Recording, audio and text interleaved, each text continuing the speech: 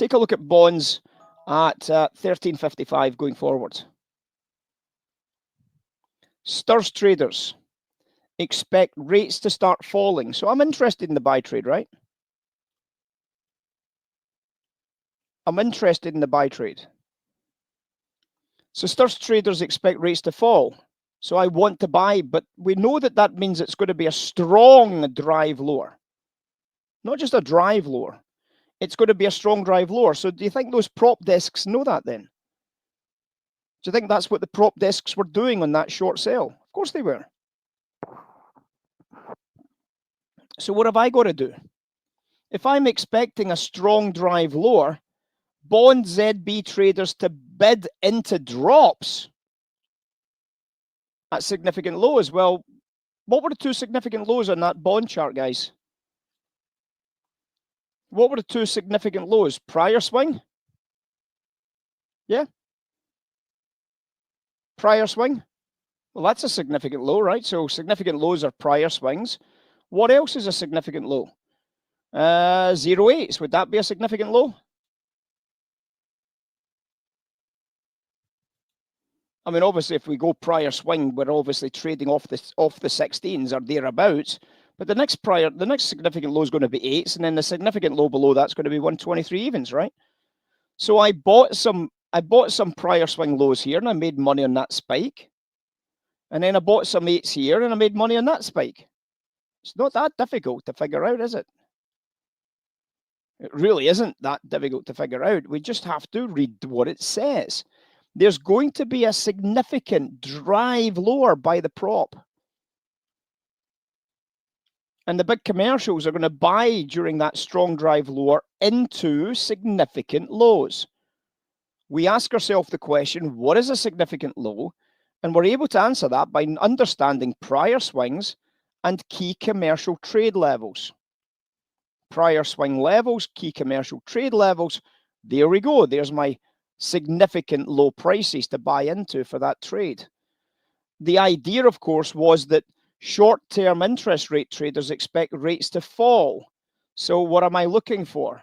I'm looking to see if the rates do fall. The blue line is the rates line, right? What happened to the rates? The rates started to fall, as if by magic. The trade log was 100% accurate. Kept you safe. The analysis of the delta kept you safe because we knew that there was a big seller in there, and it's very difficult to buy the back end of the curve if the prop desk is very short the way it was. And it was absolutely perfect. It was absolutely spot on. You couldn't get it any more accurate than that trade.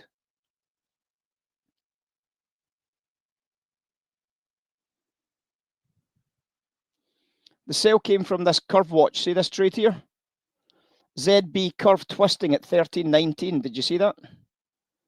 13.19, guys. 13.19. The curve is starting to twist. There's the trade coming in. Significant high price at 8s. It's a passive offer, remember? Passive offer. So that's where the sell came in for that curve twist. See how the curve twisted here? See how it went from this big drop here to this rally phase here? That was the curve twisting here.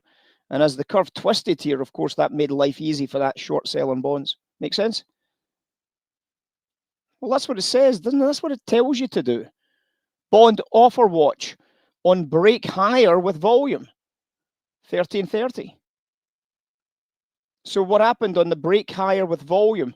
Did anybody see a break higher with volume on a bond offer watch? Sure. It broke higher and we got this massive spike in volume. Is that not exactly what it said would happen? Of course it is. So that's your short. The curve was twisting. We got a big spike higher on an offer watch. We got the big volume and the big sell came in. That was the prop sell that we're talking about that drove the price down. That was the big prop sell. How accurate is the trade log? Massively accurate.